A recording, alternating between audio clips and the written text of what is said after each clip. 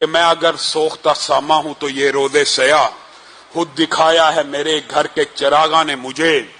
اگر مسجد کے احاطے میں ڈانس کرنا، ڈھول کی تھاپ کے اوپر رقص کرنا اور مسجد کے احاطوں کے اندر ناچ اور گانے کی محفلیں بپا کرنا، وہاں پہ شوٹنگ کرنا توہین شعائر اللہ یا توہین مسجد ہے، تو مسجد کے اندر بیٹھا ہوا چاہے کوئی بدکار ملا ہو، ہاتھ میں قرآن اور حدیث کی کتاب لے کر کسی بدفعلی کا مرتکب ہوا ہو، تو یہ صرف بدفعلی کا جرم نہیں ہے بلکہ توہین مساجد بھی ہے، توہین شعائر اللہ بھی ہے۔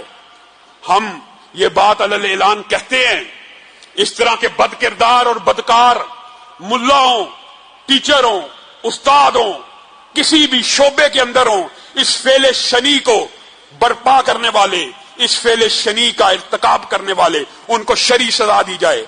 اور بعض لوگ یہ سمجھتے ہیں کہ اس عمل کی شرعی سزا یہ نہیں ہے، اور میرے بھائیوں غور کرو، اس عمل کی شرعی سزا تو اللہ تعالیٰ نے قرآن پاک میں قوم لوط کو دی، آسمان سے پتھروں کی بارش کر دی۔ یہ اتنا کبیر جرم ہے، کیوں جرم ہے اتنا کبیر؟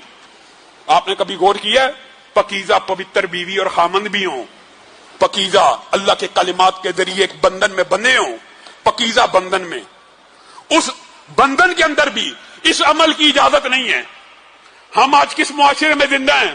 ہم اپنی بیٹیوں، بیویوں، بہنوں کو پردہ کروا کر کسی حد تک ان جنسی درندوں سے تو بچا لیں، بچوں کا کیا کریں؟ کیا بچے بھی نقاب لے کے نکلیں؟ یہ معاشرہ کس سمت کی طرف جا رہا ہے کہ بچوں کے اوپر بھی یہ جنسی درندے حملہ کرتے ہیں؟ اور میں یہ کہنے میں حق بجانب ہوں کہ اس کے اندر مدرسے کے اگر کوئی بندہ شامل ہے تو ٹھیک ہے، ہم اقرار کرتے ہیں، اس کو بھی مینار پاکستان کے اوپر سزا دو، لیکن اس فعل کو معاشرے میں پروموٹ کرنے کے اندر آپ کا کردار ہے۔ اور میں آپ کو بھی یہ بات نصیحت کرنا چاہتا ہوں، میرے بھائیوں، میری بہنوں، میری بیٹیوں، اپنے بچے کی اس انداز میں تربیت کرو کہ اس کو گڈ اور بیڈ ٹچ کا پتہ ہو۔ کیا مطلب؟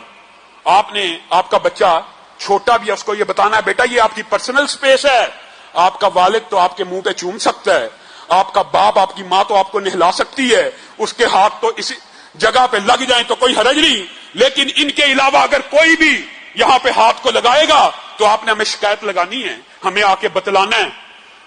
اور میں مدارس کی انتظامیہ اور احباب سے بھی یہ بات کہنا چاہتا ہوں، جن مسجدوں کے اندر بورڈنگ کا انتظام ہوتا ہے، ہاسٹل ہوتے ہیں، پہلی بات تو یہ ہے ہاسٹل سے اجتناب کرنا چاہیے، لیکن جہاں پہ مجبوری ہے، طالب علم آتے ہیں تو استاد کا کوئی کام نہیں، کلاس کے بعد وہ جہاں پہ بچے رہ رہے ہیں اس جگہ کے اندر آئے، استاد کا کام ہے کلاس میں پڑھائے، استاد پڑھانے کے لیے ہے، یہ نہیں کہ جب چھٹی ہو جائے یا شام ہو جائے تو وہ بچے جہاں پہ رہ رہے ہیں وہاں پہ داخل ہو جائے۔ کس وجہ سے؟ یہاں سے ہی روکنا ہوگا۔